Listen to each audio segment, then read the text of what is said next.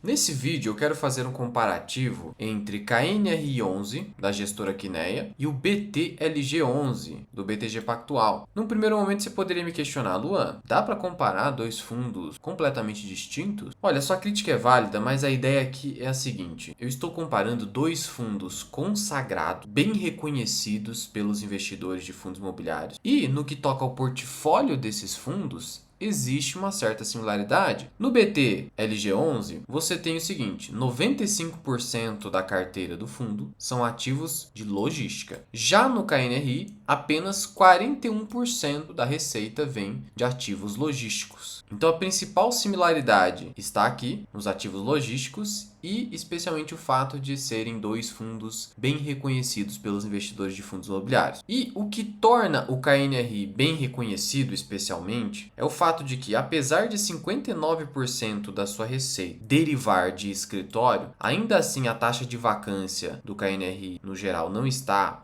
absurda e nem a taxa de vacância relativa a segmento de escritório. A vacância por portfólio mostra pra gente que em logístico ela está em 2,84%. Aí aqui está em 10,89% em escritório, só que outros fundos, a exemplo do PVBI, a vacância ultrapassou 16%. Então isso mostra pra gente que existe uma vantagem competitiva aparentemente durável nesse fundo da Kinea, porque consegue diversificar ativos e receitas e ainda assim obter bons resultados. Porque se fosse fácil de replicar isso aqui, já haveria outro fundo que tentaria com o mesmo grau de qualidade replicar a estratégia. Mas não é isso que a gente vê. E o mais importante no fundo imobiliário, além da qualidade da gestão, é a localização dos imóveis. Não é nem a qualidade dos imóveis, tá? Porque os imóveis do PVBI são AAA de luxo, mas se você não consegue obter renda suficiente desses imóveis, a qualidade deles por si é insuficiente. Não é a qualidade dos imóveis, a localização e a gestão e como a gestão executa a estratégia para dar essa continuidade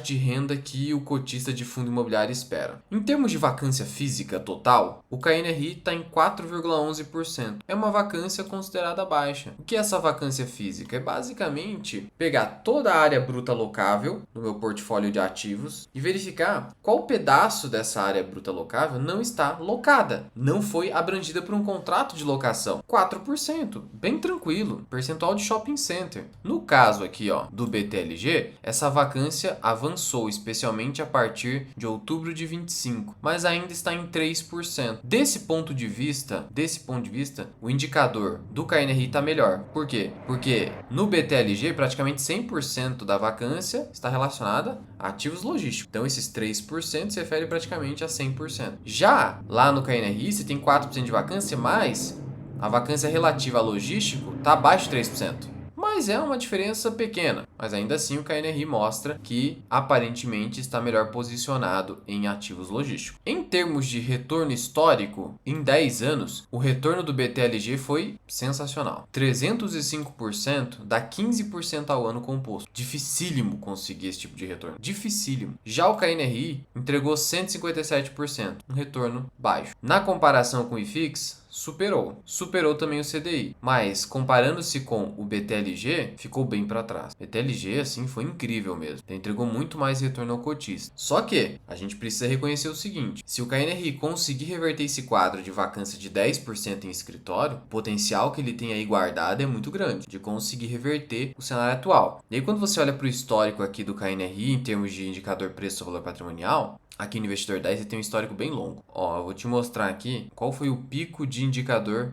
preço-valor patrimonial do KNRI, 1,30. Você tem noção? Hoje o fundo negocia a 0,99, ou seja, praticamente no valor patrimonial. Seria o equivalente ao fundo sair de 163 vezes 1,30, ultrapassar R$ 200. Mas isso só aconteceria, na minha opinião, se de fato essa crise no segmento de escritório passasse. E nós não sabemos se é uma crise que veio para ficar, se é o novo normal, ou se de fato será algo passageiro. Ninguém pode cravar isso com 100% de certeza. Até porque uma coisa é certa: os hábitos das empresas e dos consumidores, esses hábitos mudaram, especialmente em virtude da pandemia. Agora, o que veio para ficar e o que não veio, ninguém sabe. Mas mesmo nesse cenário, a vacância segue aí relativamente baixa, a receita relativamente recorrente, o fundo conseguindo entregar 8% de yield, o BTLG consegue entregar um pouco mais, até por isso negociando com um pouquinho de ágio, praticamente no valor patrimonial. E hoje o BTLG está até com maior liquidez, hein? No passado não era assim. Hoje a liquidez do KNRI 10 milhões e a liquidez do BTLG 12 milhões. Mas olha a importância também de você trocar a janela temporal de comparação. O BTLG entregou tudo isso, beleza. Mas nos últimos 5 anos entregou menos, porque já ficou mais precificado. Já o KNRI entregou 67%. Então o jogo vai mudando. Depende da janela de comparação. Detalhe positivo do BTLG é que ele conseguiu entregar todo esse retorno histórico com uma taxa de administração menor, de 0,9% ao ano, ao passo que o KNRI cobra aí uma taxa que supera 1%, tá? Então, desse ponto de vista, BTLG de novo na frente. Então, BTLG, retorno de longuíssimo prazo, foi maior, 10 anos. Dividend yield maior, liquidez maior, taxa de administração menor, menor vacância no geral. Então, a princípio, ficamos com o BTLG. Detalhe importante aqui sobre a vacância do KNRI é que ela piorou, tá? Ela estava melhorando aqui quando você pega entre setembro de 25 até dezembro de 25, depois piorou. Então, assim como aconteceu no BTLG de saltar um pouco a vacância, aqui também ocorreu esse fenômeno. E como são reajustados os contratos? Muito parecido aqui o indexador. 97% dos contratos do BTLG é IPCA. Aqui no KNRI, 70%. Então a preferência é pelo IPCA, que acaba sendo mais seguro mesmo. IGPM acaba sendo muito distorcido em dados momentos, tem deflação por conta do dólar em dados momentos, então ele é um pouco mais volátil. Então você ter mais IPCA acaba dando mais previsibilidade. Como a carteira do BTLG é mais concentrada no IPCA, nesse ponto eu também considero ele um pouco melhor. Sobre qualidade dos inquilinos, cada um tem os seus pontos positivos e negativos. Por exemplo, aqui no portfólio logístico do KNRI, você tem Marisa, que é um problema. No BTLG, você tem Braskem, você tem Natura. Então, problema de inquilino, eventualmente, vai ter em qualquer portfólio, mesmo do melhor fundo imobiliário. Então, aqui eu vou considerar neutra a comparação. Localização dos imóveis aqui no BTLG, positiva. A grande maioria está aqui num raio de 30 km,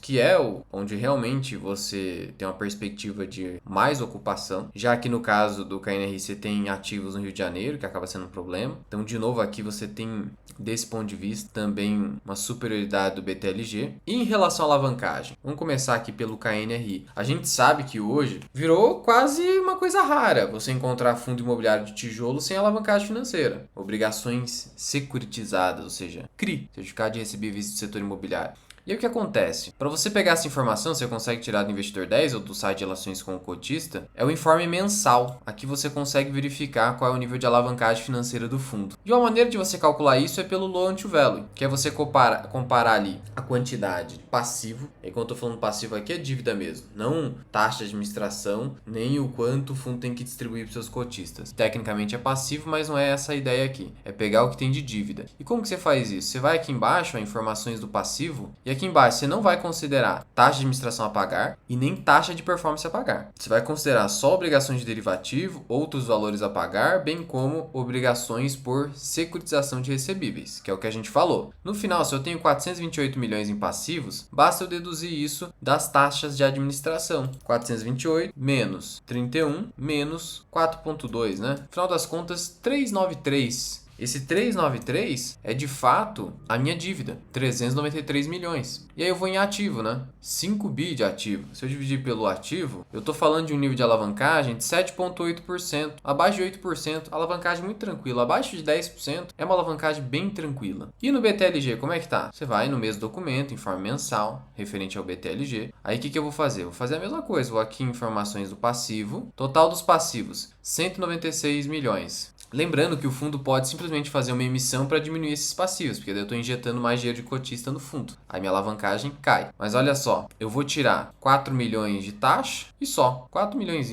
Só isso que tem aqui. Então no final das contas eu estou falando de 192 milhões, né? Para resumir. Quanto que eu tenho de ativos? 5 bi, então a alavancagem está até menor, né? Se eu for dividir isso aí por 5.600, alavancagem 4%. Então assim, as duas alavancagens são tranquilas. E se o KNRI fizesse uma emissão, ele iria diminuir essa alavancagem. Então, 2 fundos imobiliários que você não precisa se preocupar com saúde financeira. E me diz uma coisa, Luan, a renda dos 2 fundos segue crescente? Olha, BTLG crescendo desde 2017, escadinha, positivo, é isso que a gente quer. Ó, o último provento de 2025 foi de quase 9,50. E o KNRI? Aí você tem mais dificuldade, ó, o gráfico já mostra maior dificuldade, especialmente por conta da crise no segmento de escritórios. E aí já tem mais volatilidade nessa renda aí. Ah, aqui está o dividend yield, desculpa. Deixa eu pegar aqui para você. Mas veja que teve essa crise, uma recuperação, mas o gráfico mostra que não é um gráfico tão bonito quanto o BTLG, né? Então aqui você tem mais dificuldade de fato. Então desse ponto de vista, de novo, o BTLG é superior. Então eu preciso concluir, gostando ou não, mesmo que você goste mais do KNRI, tá tudo certo, os dois fundos são excelentes. Eu preciso concluir que o BTLG é superior, pelo menos vem sendo. Assim como as empresas, os fundos imobiliários são ativos dinâmicos. Tudo pode mudar. Até poucos anos atrás, o BTLG,